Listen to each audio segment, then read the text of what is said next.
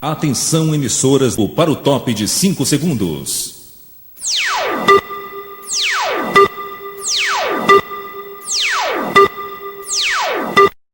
A gente não pode comer arroz, a gente não pode comer feijão, ainda tem que andar descalço, sem ter que pisar no chão. Deixa de bobeira, deixa de bobagem, já virou sacanagem. Deixa de bobeira, deixa de bobagem, já virou sacanagem. A gente não pode comer arroz, a gente não pode comer feijão, ainda tem que andar descalço, sem ter que pisar no chão. Deixa de bobeira, deixa de bobagem, já virou sacanagem. Deixa de bobeira, deixa de bobagem, já virou sacanagem. Está começando mais um Jornal Artesanal, o jornal totalmente improvisado para você curtir e aprender. E vamos para as notícias que vamos ter hoje no jornal. Hoje nós vamos falar sobre propriedades da adição, potenciação e também saúde e bem-estar no novo quadro que será lançado comigo, Corpo e Saúde, falando sobre obesidade e vida saudável. Também teremos talentos da nossa escola. E vamos para o primeiro quadro de hoje, estreando Corpo e Saúde com o reportista Artenaldo. Roda aí!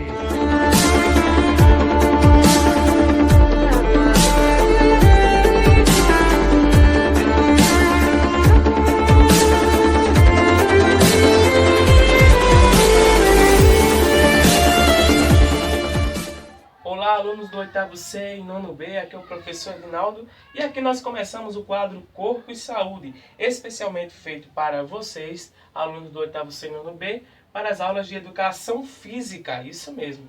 Aqui eu sou conhecido carinhosamente como reportista Artenaldo.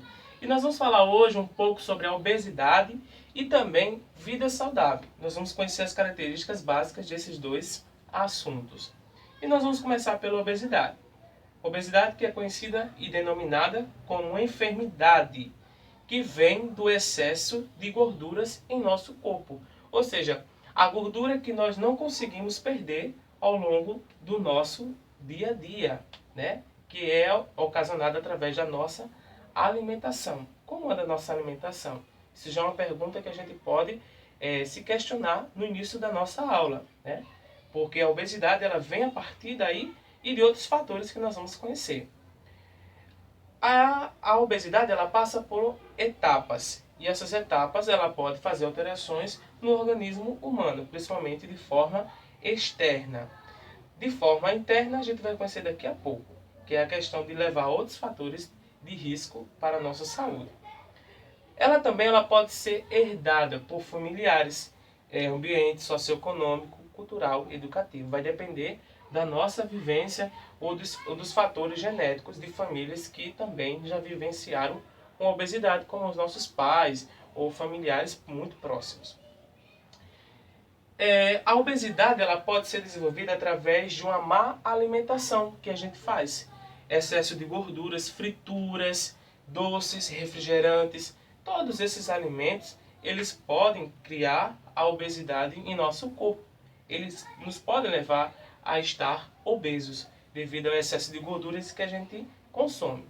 Até porque, se nós formos uma pessoa sedentária, que não faz exercícios, que não pratica esporte, que não faz nenhum tipo de exercício, aí vai ser um fator ainda mais grave de acontecer a obesidade, porque a gente está com um corpo de inércia, parado. A gente não consegue buscar uma maneira de se movimentar para poder perder aquele excesso de gordura. Então ele vai se acumulando em nosso corpo e daí vai se criando a gordura, certo? Nós também devemos levar em conta outra coisa. Com o tempo, se ela não for cuidada, além da obesidade, ela mesma pode levar a outros fatores de risco, que é o que eu disse que é as internas, né? é a questão das alterações internas em nosso corpo. Uma das primeiras é uma doença chamada, e muito conhecida, que foi na última aula que a gente estudou, a hipertensão arterial, que é a pressão alta, né? Então, é um fator de risco muito grande acontecer a hipertensão. É até uma das primeiras que a gente pode citar para quem tem obesidade. O diabetes também, que é a quantidade maior de açúcar no sangue, né? A gente não pode ter uma quantidade maior do que a de insulina, porque a insulina é a que controla a diabetes no nosso corpo. E quanto mais açúcar tiver em nosso sangue, menos insulina vai ter para combater o controle da glicose em nosso sangue. Tem também as doenças cardiovasculares, né, como o infarto e demais outras doenças que vêm do coração, que são ocasionadas pela obesidade. O câncer também é outro fator muito de risco ocasionado pela obesidade, como também doenças cerebrovasculares, como o AVC. Ou seja, devemos ter esse controle de vida saudável, de como ter essa base de alimentação. Temos que ter tudo isso em nossa mente. Mas, professor, eu tenho uma dúvida. Como é que eu vou saber se eu estou obeso? Quando a gente vai ao médico e a gente vai falar sobre esse assunto com ele, o médico ele vai fazer um diagnóstico muito importante, que é feito através de um cálculo chamado IMC, Índice de Massa Corporal. Ou seja, é através da nossa altura e do nosso peso e da nossa idade que descobriremos se nós estamos obesos ou não, e se ainda também é fator de risco ou não. Como é feito esse cálculo, professor? Esse índice é calculado dividindo-se o peso do paciente em quilogramas pela altura em metros elevada ao quadrado, a altura da pessoa ao quadrado. O valor assim obtido estabelece o diagnóstico da obesidade e vai mostrar se você está em um fator de risco, se você está em uma vida saudável também, qual tipo de obesidade, porque também tem os tipos de obesidade. Então agora no quadro, aqui aliás na tela, vocês vão ver qual é essa tabela que mostra os valores obtidos e o que significa esses valores, tá certo? Vejamos aí, pode dar uma pausa para vocês verem. Então, pessoal, para quando a gente faz esse diagnóstico com o médico, com certeza o médico vai dizer assim, vamos levar uma vida saudável agora. Mas o que é uma vida saudável? Uma vida saudável é você fazer escolhas que ajudem o seu corpo, que ajudem a sua mente a serem saudáveis. Buscando o quê? A ter uma boa alimentação, praticar exercícios, né? Esses esportes, dependendo do qual que você gosta. Consumir frutas e verduras, isso tudo é fundamental para que você possa ter uma vida saudável. Aí vem uma ideia muito interessante.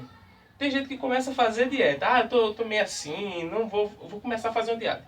E às vezes faz uma dieta que às vezes não dá muito certo, né? Existem vários tipos de dieta, mas cientificamente tem uma que é muito aceita e que se chama dieta hipocalórica balanceada. É onde o paciente recebe uma dieta calculada com quantidades calóricas dependente de sua atividade física. Os alimentos são distribuídos entre 5 e 6 refeições por dia, tudo em pouca quantidade. Claro que isso vai depender de como anda a sua vida, aliás, de como anda a sua saúde. O que você pode comer, o que você não pode comer. Se você tiver com diabetes, você vai ter que diminuir a questão de açúcar. Se você sofre de hipertensão arterial, você vai ter que diminuir o excesso de sal. Tudo isso vai depender de um diagnóstico médico, de uma orientação médica. É por isso que nós precisamos passar no médico para conhecer o que nós podemos fazer ou não nas atividades físicas e na alimentação, né? Que na próxima hora a gente vai estudar sobre a alimentação. Qual a alimentação é importante, a reeducação alimentar, na próxima aula, tá certo? Já vamos estudando aí sobre a alimentação. Então, temos também a parte da importância dos exercícios físicos. Por que a gente tem que fazer exercícios físicos quando a gente está obeso? Por quê? Tem a diminuição do apetite, ela ajuda no aumento da ação da insulina, que é o caso da diabetes. Por isso que quem tem diabetes, é diagnosticado com diabetes, o médico pede logo que faça o quê? Caminhadas. Pratique esporte, porque o exercício físico ele ajuda na questão do aumento da insulina. A insulina começa a combater o açúcar no sangue. Diminui também as gorduras do nosso corpo, deixa num perfil perfeito e também deixa o nosso corpo mais leve. Então, para vocês, é isso sobre obesidade e vida saudável. E o que vocês estão fazendo durante essa pandemia?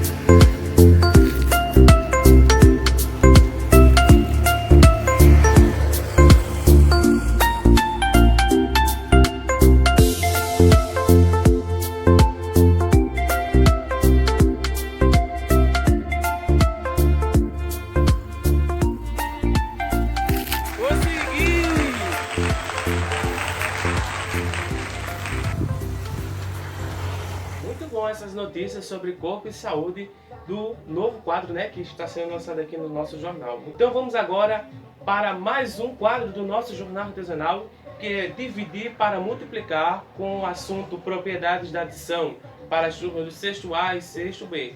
Boa aula para vocês! Roda aí! E aí, meu povo, vamos lá começar, né? Sexto ano. A gente vai falar sobre as propriedades da adição. A adição é uma operação matemática onde juntamos elementos de dois ou mais conjuntos formando um novo conjunto. Ou seja, você pega 1 mais 1 igual a 2. Ou seja, um elemento mais outro elemento forma um novo conjunto, certo? Aí, na adição, nós temos 4 propriedades que são essas na tela que vocês estão vendo. A comutativa, a associativa, o elemento neutro e o fechamento. Vamos falar sobre elas? Na propriedade comutativa, a ordem das parcelas não altera o resultado. Por exemplo, 2 mais 3, que é igual a 5. Certo? Nós temos essa soma e se eu quiser mudar o 2 de lugar com 3, na comutativa posso. Ficando 3 mais 2 dá no mesmo, é 5. Então, a ordem dessas parcelas não vai alterar o resultado final. Na associativa, as parcelas podem ser somadas de maneiras diferentes e o resultado é o mesmo. Por exemplo, 4 mais 5 mais 10. Vai resultar quanto? Vai resultar... Como é que eu posso calcular? Eu posso começar por aqui, como também posso começar do 5 para o 10. Vai dar a mesma coisa. Vamos começar pelo 4 mais 5? 4 mais 5 é igual a 9. E soma o que faltou. Mais 10 igual a 19. E também posso fazer dessa forma. O 5 primeiro mais 10. E vai dar. O 4 repete. Mais 5 mais 10. 15, né? 15. 4 mais 15. Vai dar 19, a mesma coisa. Então, na associativa você pode começar tanto da primeiro par de soma, quanto o segundo par, entendeu? Então, na associativa é isso, não altera o resultado final, mesmo você começando de maneiras diferentes. O elemento neutro. Na adição, o elemento neutro é o zero. Por quê? Porque se você pegar o zero e somar com outro número, vai resultar o outro número.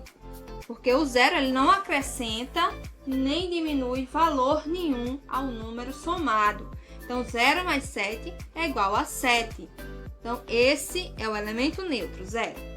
E no fechamento, a soma de dois números naturais resultará sempre em números naturais. E o que é um número natural? O número natural é todo e qualquer número que a gente pode contar nos dedos. Ou seja, 1, 2, 3, 4, 5, 6, 7, 8, 9, 10, 11 e por aí vai. E inclusive o zero também é um elemento neutro. A gente pode contar também 0, 1, 2, 3 e aí vai. Entendeu? Então no fechamento, todo e qualquer número natural, 11 mais 15, vai resultar em outro número natural que você também pode contar nos dedos.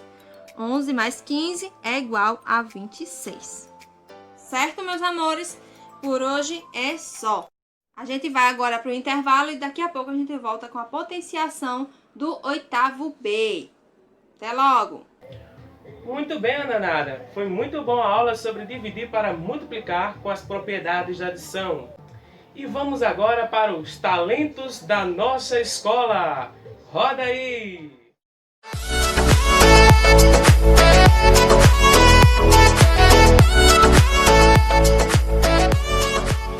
Muito bons talentos da nossa escola. E agora nós vamos para o segundo bloco do quadro Dividir para Multiplicar com o assunto de potenciação para a turma do oitavo B.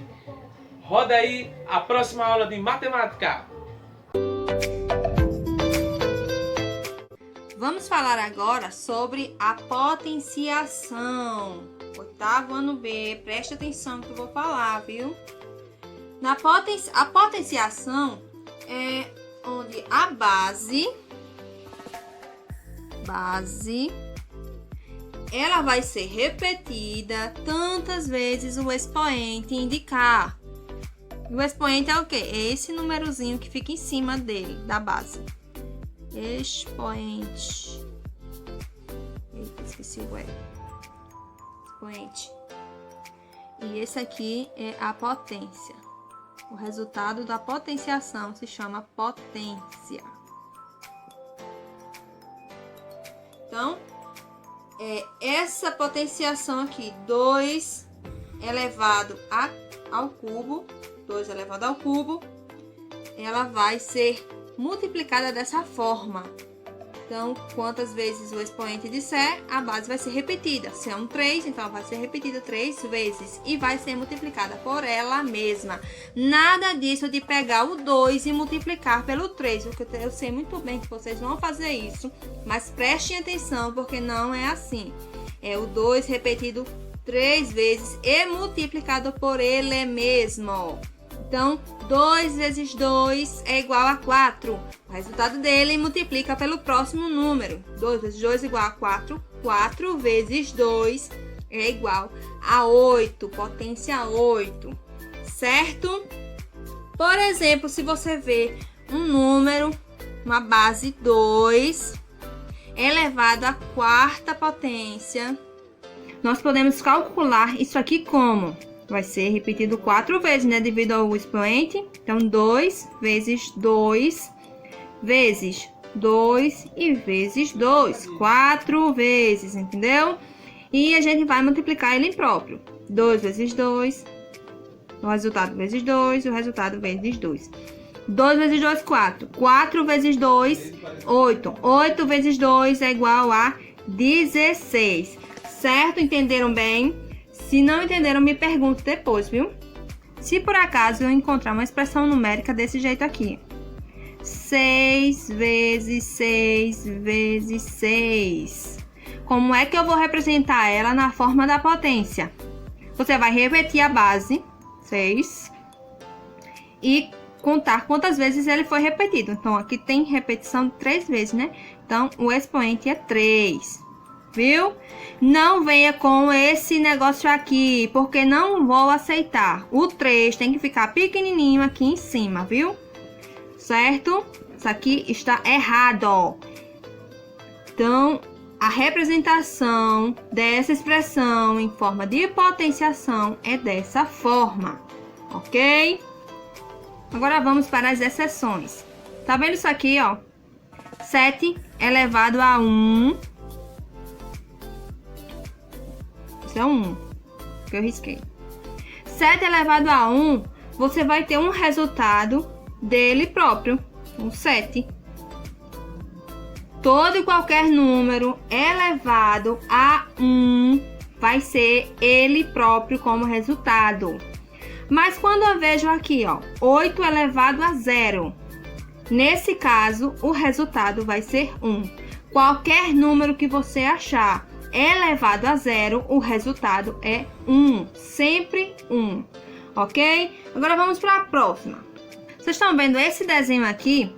Ele pode ser considerado como uma representação de uma potenciação, certo? Por ele ser um quadrado, então o número vai ser elevado ao quadrado, né? Então, quantas linhas na horizontal tem? Então, tem 1, 2, 3, 4, 5. 5, certo? E quantas colunas? 1, 2, 3, 4, 5. Então, 5. 5 vezes 5. Ou seja, você multiplica este lado, ó, vezes este. Então, tem 5 linhas e 5 colunas. 5 vezes 5 igual a 25. E nessa representação aqui, nós temos 5 elevado a 2. Tá vendo que o 5 foi repetido só 2 vezes, né? Então, 5 elevado a 2 ou 5 elevado ao quadrado, que vai resultar 25, certo? Qualquer dúvida, vocês me procurem no WhatsApp e eu estarei sempre às terças-feiras disponível para vocês. Mas lembre-se, somente às terças-feiras, viu? É exclusividade da matemática responder as dúvidas de vocês. Outro dia não pode, ok? Então, dúvidas vocês já sabem, a gente fica por aqui e até logo. E o Jornal Artesanal está terminando por aqui. Até a próxima. Tchau! Já virou sacanagem, deixa de bobeira.